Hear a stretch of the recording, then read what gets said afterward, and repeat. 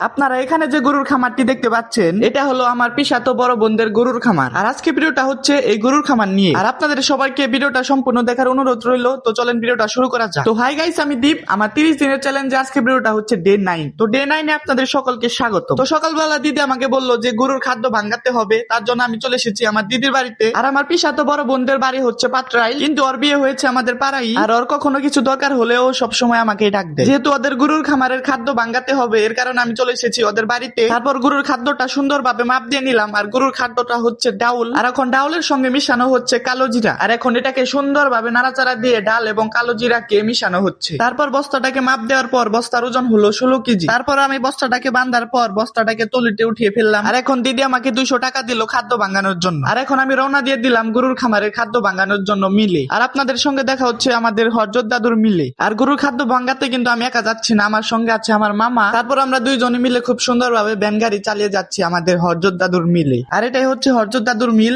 এখানে আজকে আমি দিদিদের গরুর খামারের জন্য খাদ্য ভাঙাবো। তো দাদু চলে এসেছে। দাদু প্রথমে এসে খাদ্যটি দেখে নিল। খাদ্যটি দেখার পর এখন মেশিং সেট করছে, আপনারা দেখতে পাচ্ছেন ভাঙানোর জন্য। তো মেশিং সেট করার পর এখন মেশিং স্টার্ট দিয়ে ফেললো। তারপর গরুর খাদ্যটিকে মেশিং এ দিয়ে গরুর খাদ্যটি ভাঙানো শুরু করে দিল। তাছাড়া আপনি এখানে যে কোনো জিনিস ভাঙাতে পারবেন, যেমন এটা শস্য ভাঙানোর মেশিন, এটা চাল ভাঙানোর মেশিন, এবং তার পাশে রয়েছে গম ভাঙানোর মেশিন, আর এটা হচ্ছে ধান ভাঙানোর মেশিন। আর এই ধান ভাঙানোর মেশিন এর পাশে আরেকটা মেশিন রয়েছে যেখানে গরুর খাদ্য ভাঙানো হচ্ছে। আর এটা হচ্ছে আমার টুম্পাদির ছেলে শিবম দাস। ও আর আমি এখানে প্রায় 30 মিনিট বসে আছিলাম। দুই মা ব্যাগনে এখানে 30 মিনিট বসে থাকার পর ফাইনালি আমাদের শেষ হয়ে গেল গম ভাঙানোর কাজ। দেখেন কত সুন্দর পাউডার হয়ে গেছে। আর এটা ভাঙানোর পর অনেক গরম ও যাচ্ছিল। ভাঙানোর পর এটার ওজন দিয়ে দেখি 13 কেজি, আর ভাঙানোর আগে ছিল 17 কেজি। তো যাই হোক, বস্তাটাকে বাঁধার পর আমি তুলিতে উঠিয়ে ফেললাম। আর খাদ্য ভাঙানোর পর দুই মা ব্যাগনে দুইটা পাও খেতে খেতে চলে আসে একদম বাড়ির গেটের সামনে। তো এখন একদম বাড়ির ভিতরে চলে এসেছি, আপনারা দেখতে পাচ্ছেন। আর এটা হচ্ছে টুম্পাদিদের বাড়ি। প্রথম একতলা ছিল, এখন উপরে আরেকতলা করতেছে, মোট 2 তলার ফাউন্ডেশন করতেছে। আর এখন আমি আপনাদেরকে ওদের গরুর খামারটি সম্পূর্ণ দেখাবো। দিদিদের গরুর খামার মূলত দুইটা,